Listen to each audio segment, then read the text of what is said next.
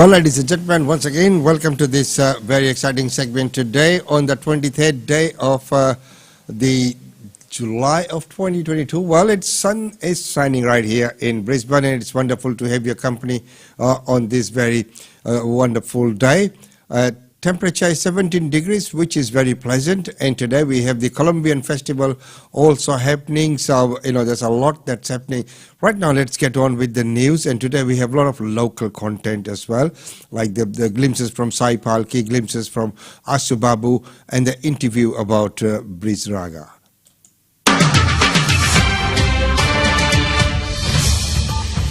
Hello, Michael Tetlow with the headlines on ABC News. Travellers arriving from Indonesia will be subject to tougher screening to protect Australia from a foot and mouth disease outbreak. The government is invoking powers never used before. A report has found Scott Morrison's office pressured public servants to release the details of an asylum seeker boat interception before the Liberal Party spammed voters' phones. An investigation is underway into how a child was left on a Perth school bus for more than 5 hours. It's the third time in 12 months a young or vulnerable child has been left behind on a bus in WA. A hearing in the US has revealed claims former US President Donald Trump spent more than 3 hours watching television while his supporters stormed the Capitol, despite pleas from his staff and inner circle to do something. Byron Bay has been hit by wild weather, turning music festival Splendour in the Grass into a quagmire in the mud. After 2 years off due to COVID, organisers had to cancel Friday night performances. And a street dog no one wanted to adopt is about to hit the big time. With love and training, the terrier became a champion show dog and has now won a role on TV. Those are the headlines from ABC News. Bye for now. And wonderful to get that headlines. Well, right now, one of the other worrying areas is the rising number of COVID cases. Here's that report. We're seeing a lot of variability day to day in the number of COVID-19 deaths being reported across the country, but the average number has been pretty well where it's been for a number of weeks and even months now, sitting in the mid to high 40s in terms of the numbers of deaths every day with COVID-19. In terms of case numbers, we're still seeing that number go up, getting close toward 40,000 cases a day across the country. We have, of course, known for quite some time that is not a true reflection of just how many cases we have in Australia. But one interesting thing that's cropping up just this week is that it's a bit hard to see visually at the moment, but there is a little bit of a slowing in the growth rate of these case numbers each day. And it's a little bit easier to see in New South Wales, where in fact it looks like the beginnings of a bending of the curve there. I think it's a bit premature to be saying this is the end of this wave, or this wave is cresting in Australia at the moment. Still early days, too early to say that, but we'll keep an eye on that curve to see if and when that does start to turn around. Let's also look at hospitalisation numbers. We have more than 4,500 people in hospital in Australia with COVID-19 at the moment. But just like with the case numbers, just like with the death numbers, we know these the interpretation of these figures needs to be a little bit different to what it was 12 months ago, when we were talking about Delta outbreaks and the strategy was about containing and controlling entire outbreaks. What we know at the moment is these numbers include not just the people who are being treated for COVID-19 because they're seriously ill with that disease, they also include the people who are in hospital for another reason and happen to have COVID-19. Do we have a good breakdown of how many are in that latter category? Sadly not. I've asked the two most populous states in the country if they can give me a breakdown. Victoria does not keep records of that, and New South Wales Health is yet to get back to me. But the one state we do have a breakdown is one of the smallest states, and that's Tasmania, which has been reporting how many people are being treated specifically for COVID-19. That's the red part of this chart, and how many people are in hospital for some other reason and happen to have COVID-19. They're the yellow people and the yellow part of this chart. And you can see that yellow has grown really quickly in the last few weeks. It's growing faster than the number of people being treated specifically for COVID. And here's another way of visualising this. This is the percentage of public hospital admissions in Tasmania who are being treated specifically for COVID, going back to nearly the beginning of the year. And right back at the beginning of the year, you know, that number was regularly 50% or more of all public hospital patients. It dropped a bit to 40% in the second quarter of the year, and really since June we're seeing this downward trajectory. There's a lot of COVID in the community, and that is meaning a greater share of the people in hospital who have COVID would not be in hospital if they only had COVID. They have some other reason to be there as well. That is not to say that this wave is not a challenge for hospitals and health systems nationally. Plainly it is, if you're seeing surgeries in some states being deferred. But the nature of that challenge is a bit different to what it was a year ago. Now, instead of just dealing with seriously ill people who have COVID, you're dealing with people ill for other reasons who happen to have COVID as well. And there's a lot of challenges in managing that in a health system. And perhaps that also goes some of the way to explaining that while we're seeing case numbers going up, we're seeing hospitalisation numbers going up on the whole, the number of people in intensive care is remaining relatively low and relatively stable. So there you are, the facts and figures on the COVID-19 and how the cases are on the increase at the moment. So there's something to keep an eye on. Well, right now we'll go to that report which we had in our highlights in the very beginning. The one day cancelled the Splendour in the Grass Festival floods. It's the opening act no one wanted to see. As rain lashed the already sodden North Byron parklands, festival goers got stuck in lengthy queues. We got here at like 7:30 and then had to stay overnight in our car. By the morning, Splendour organisers were turning campers away and diverting them to a site further south because of the ongoing wet weather. Gazebos were flying and they were hitting on people's cars, and I woke up this morning and there was a lot of things on their roof. My friends got flooded, all their tents were flooded and everything. Images emerged of inundated campsites, tents that had become waterbeds, and patrons soaked to the bone. I've lost my keys in the mud, as you can see. Oh my God! His keys showed up thanks to someone with a keen eye. Thank you.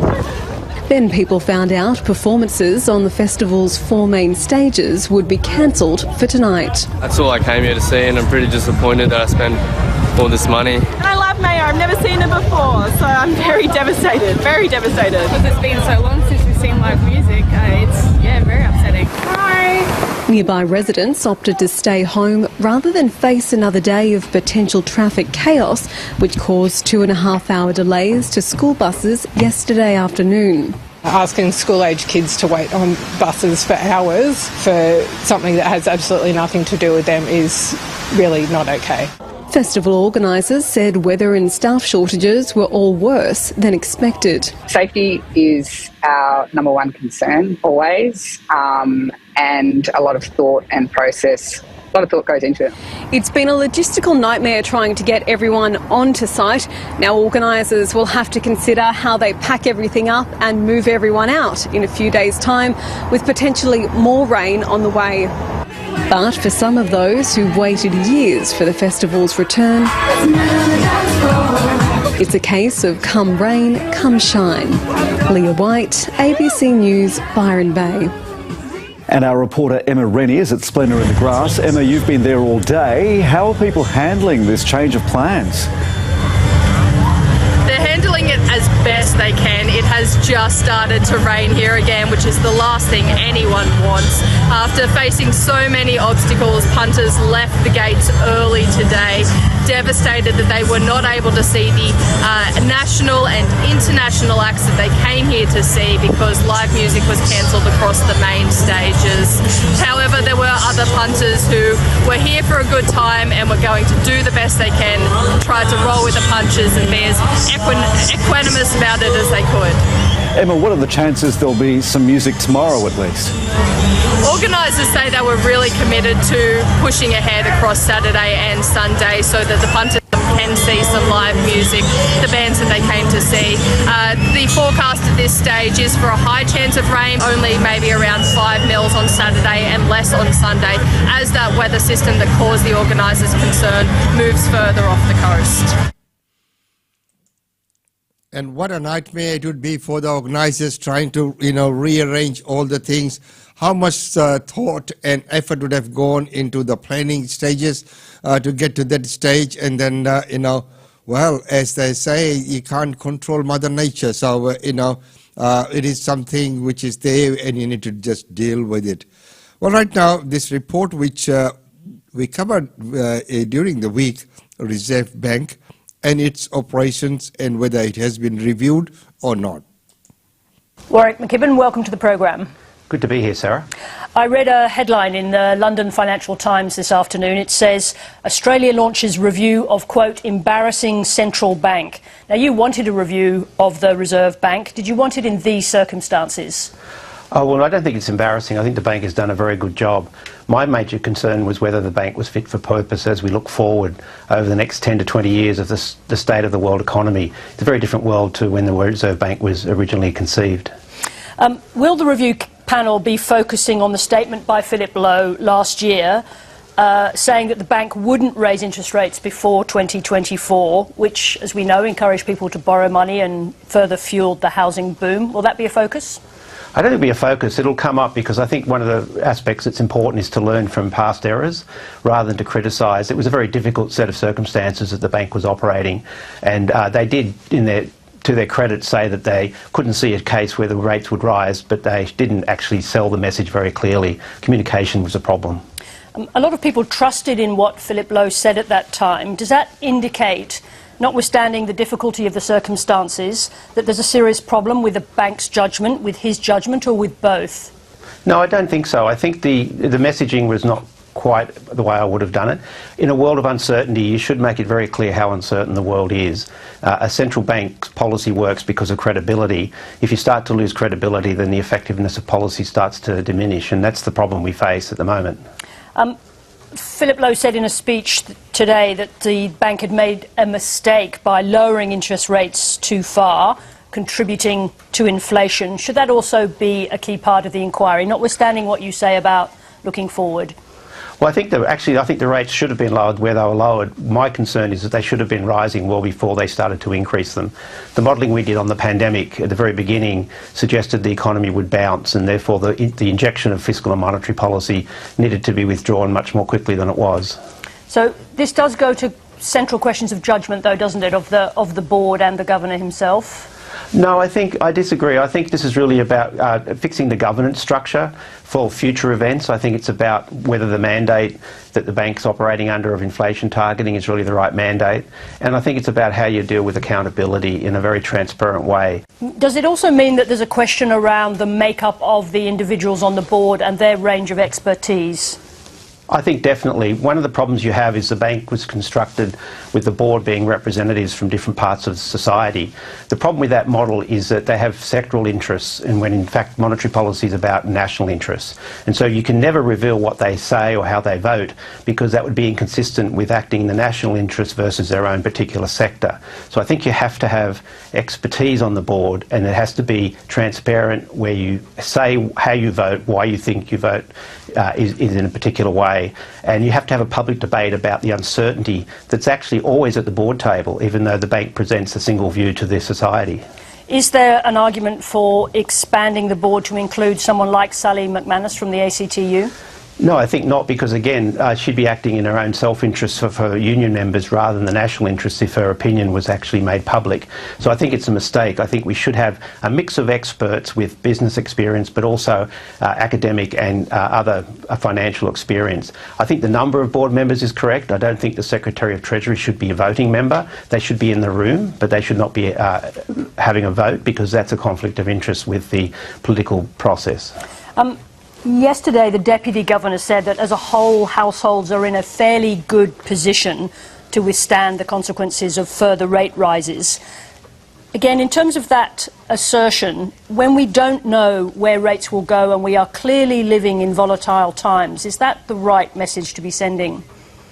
Well, I think that's a message to make sure that the society knows that the financial system is in very good shape.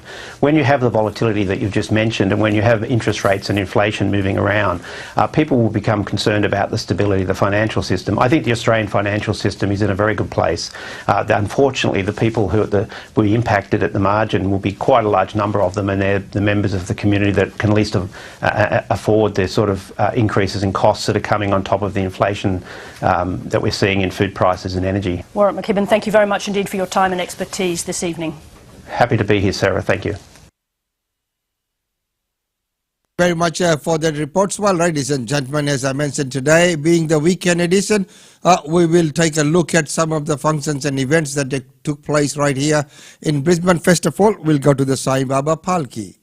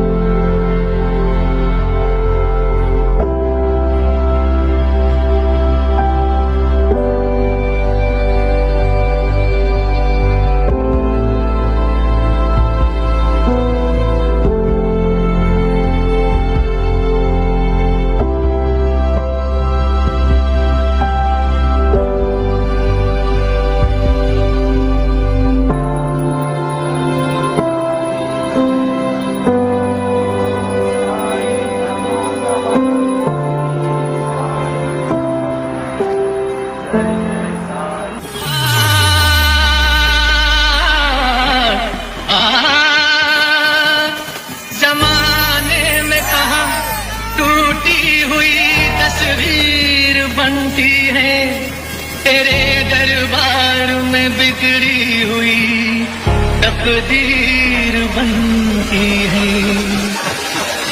तारीफ तेरी निकली है दिल से आई है लब पे बन के कवाली शिरडी वाले साईं बाबा आया है तेरे दर पे सवारी शिरडी वाले साईं बाबा आया है तेरे दर पे सवारी लबे दुआएं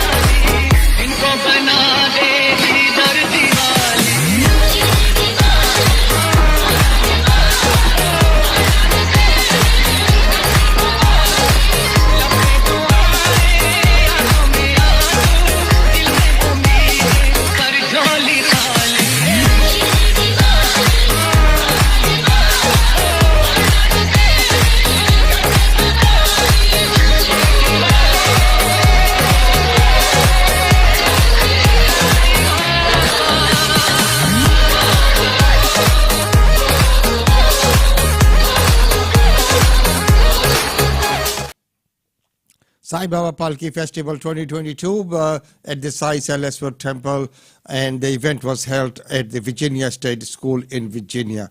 Well, right now we'll go to and get some glimpses from the 15th annual Ashu Babu Memorial Concert.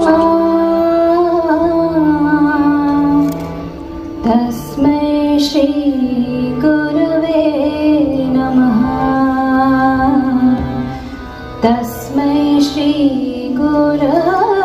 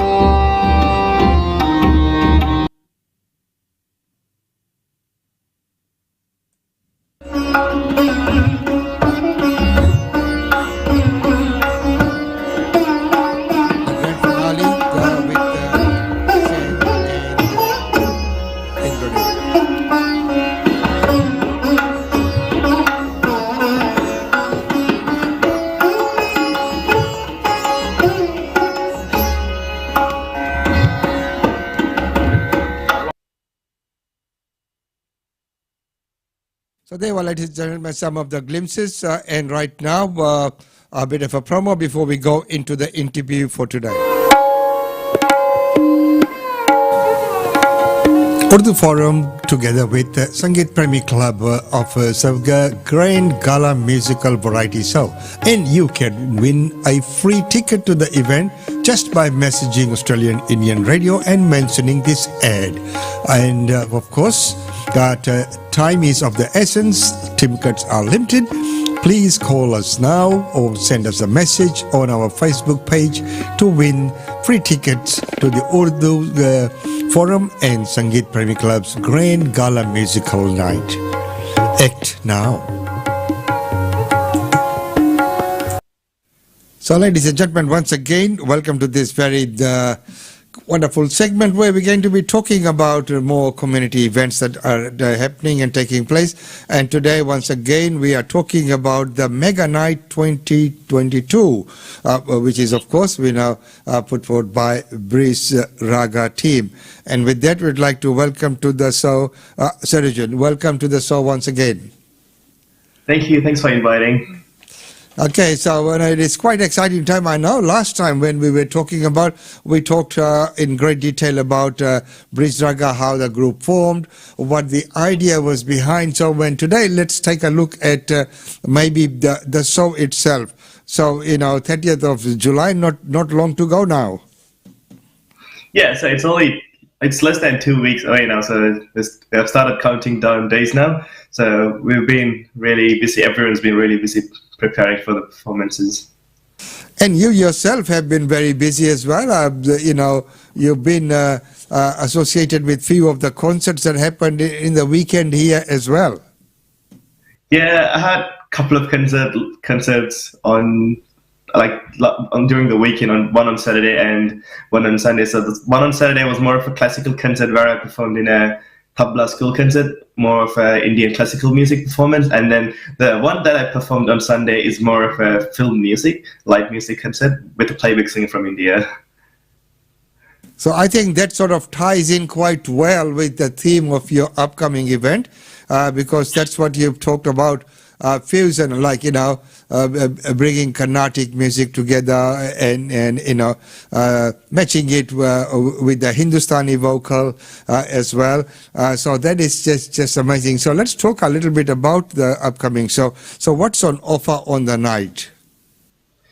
So it's a mix of a lot of good music, a lot of Tamil songs, Bollywood songs, and on top of that we have 3 really good dance performances. One of them is the Tapori Squad. So they're one of the well-known dance group in Brisbane. They perform often in a lot of weddings, like private events, and a lot of like community events as well. So look out for their dance group. And then, like I mentioned previously in my previous interview, there are so many talented singers. There's so much to look out for. And obviously, we can't miss the instrumentalists, really talented people out there.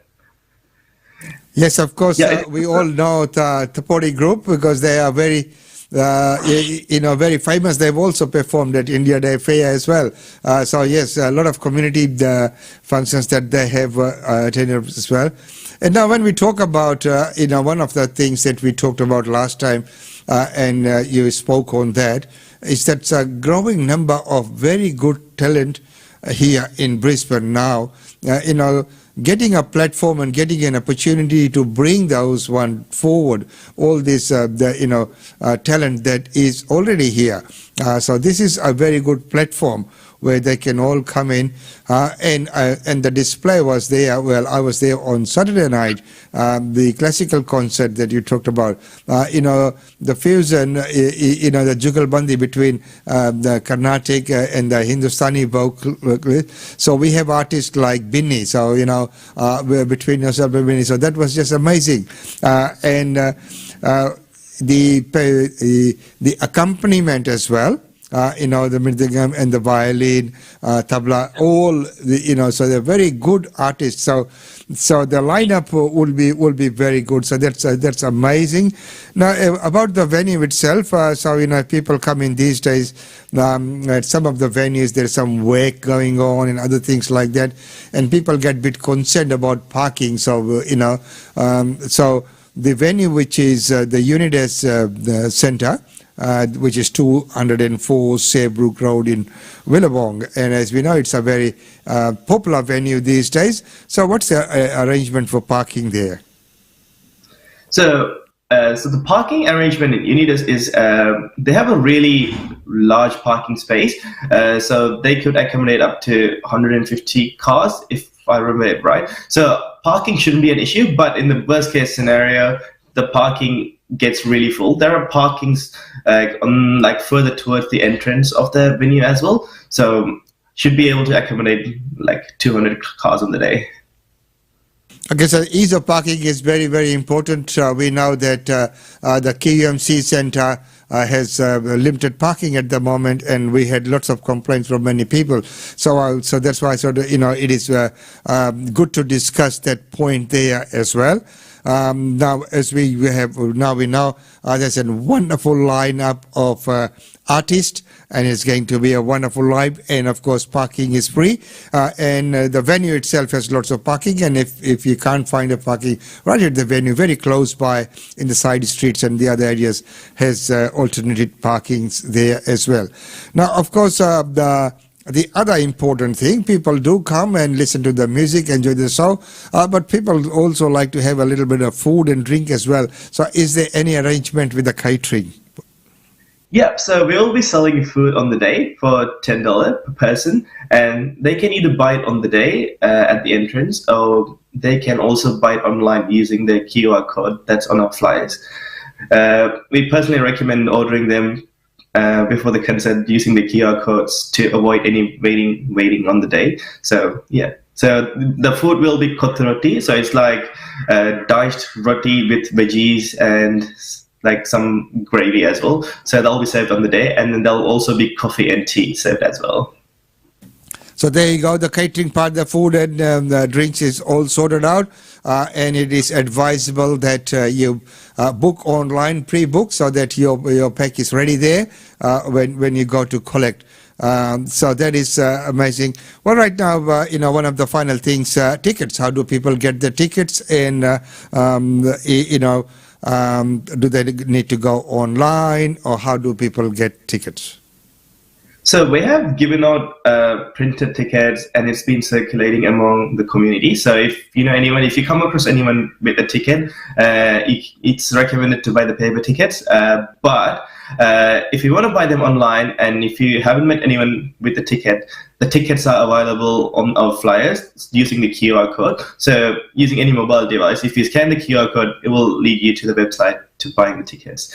So the tickets are $30 each for the general, and $20 each for the general entry, and it will be $50 if you would like to buy a VIP ticket. So there you are, ladies and gentlemen. We've got all the details now. The Mega Night 2022 presented by Breeze Raga.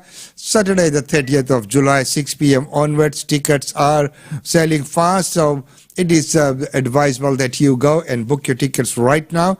And the venue itself is the Unidas Centre, which is 204 Seabrook Road in Willawong. Plenty of parking, and food and drinks will be available. You can also book that online. Your packs will be available, and we have a wonderful in our lineup of artists and performances. All your local homegrown talent there you'll get to see, and I can guarantee you that it's going to be a wonderful night. Sergeant, once again, thank you so much for coming on the show and sharing this information with us and all our viewers and listeners. Is there anything you'd like to add before we go? Oh, thank you so much for the opportunity. I just wanted to tell the audience that as a band, we put so much effort into this, especially starting off as a youth organization and bringing all these amazing talents together. And like you said, I can guarantee that there'll be good music and dance on the day. So you will enjoy the night. So please do come, support your local talents, and it will be great to see you all on the day. Thank you so much. And wonderful, that's right. We'll see you all there. So don't forget, Saturday, the 30th of July, 6 p.m. onwards at Unidas Centre, the Mega Night 2022, presented by Breeze Raga. Once again, thank you so much for being on the show. Thank you so much. Thank you. And there you are, ladies and gentlemen, and that is one show not to be missed, and that's next Saturday, yes, right now. Let's take a look at other functions and events taking place in and around Brisbane.